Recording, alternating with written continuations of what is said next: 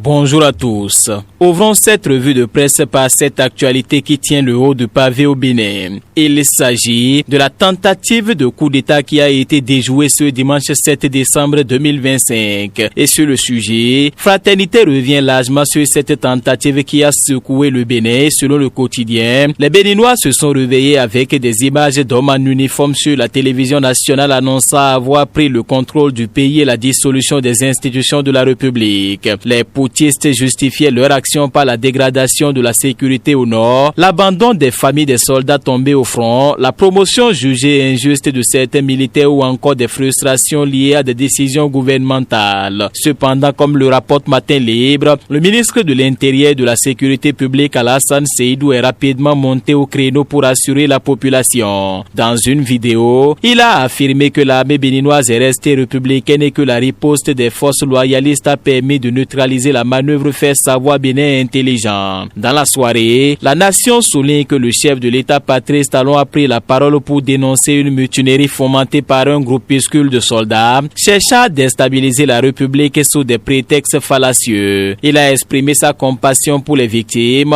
et assuré que les mutins en fuite seront appréhendés, fait savoir la Nouvelle Tribune. Par ailleurs, le matinal l'informe que deux hauts gradés, le général Abou Issa et le colonel Faïzou Gomina retenus par les poutistes ont été libérés grâce aux opérations menées par les forces loyalistes. Cette évolution, selon le journal, confirme que la situation est désormais totalement sous contrôle. Ensuite, la Nouvelle Tribune rapporte que plusieurs formations politiques ont très vite réagi après la tentative avortée. La Force Corée pour un Bénin émergent, Mouel Bénin, l'Union progressiste, le Renouveau, le Bloc républicain ont de façon unanime parlé d'un acte déplorable contre l'ordre constitutionnel et ont souligné que l'alternance ne peut se faire que par les urnes. Ces différents partis politiques repris par le potentiel ont condamné fermement toute prise de pouvoir par la force et réaffirmé leur soutien au président Patrice Talon. Les formations politiques ont aussi salué l'action héroïque des forces armées, dénonçant une manœuvre visant à freiner la dynamique de développement et selon l'investigateur, elles estiment que cette tentative constitue une attaque grave contre les institutions et les partis politiques, ont aussi félicité les forces de défense pour leur sang-froid et ont appelé la population à l'unité. Par ailleurs, 24 heures au Bénin rapporte que la CEDEAO a également publié 2 communiqués hier. L'organisation sous-régionale a rappelé son attachement strict aux mécanismes juridiques en matière de paix et de sécurité et après consultation des chefs d'État du Conseil de médiation et de sécurité, plusieurs décisions ont été prises pour accompagner le Bénin dans le rétablissement total de l'ordre républicain, conclut la nation. Dans un tout autre registre à présent, l'Indépendant fait savoir que la Commission électorale nationale autonome Sénat a lancé officiellement e-accréditation, une plateforme numérique destinée à gérer l'accréditation des observateurs nationaux et internationaux pour les élections générales de 2026. Selon le journal, cette innovation permet désormais un dépôt exclusif en ligne avec un suivi autonome des dossiers, une réduction des délais de traitement et un renforcement de la transparence. Cette modernisation s'inscrit dans la volonté de la Sénat de faire du scrutin de 2026 un modèle de crédibilité, fait savoir la Nouvelle Tribune. Toujours selon la presse nationale, la boussole indique que le gouvernement a fixé les conditions de commercialisation du soja grain pour la campagne 2025-2026. Les transactions seront désormais totalement libres entre producteurs et acheteurs, ceci conformément au mécanisme du marché, fait savoir Bénin intelligent. Toutefois, comme le rappelle le potentiel, les ministres concernés insistent sur la nécessité de respecter les tests en vigueur, notamment l'interdiction d'exportation du soja grain et des noix brutes de cajou prévues par le décret du 12 octobre 2022. Terminons cette revue de presse par un fait insolite. Le Soleil Bénin Info relate une histoire pour le moins rocambolesque à Akpakpa dans la ville de Cotonou. Un homme surendetté a simulé sa propre mort afin d'échapper à ses créanciers. Veillée funèbre annonce dans le quartier, tout y était, mais 2 semaines plus tard, il a été aperçu à Kokotomé faisant des achats avant d'être reconnu par un habitant.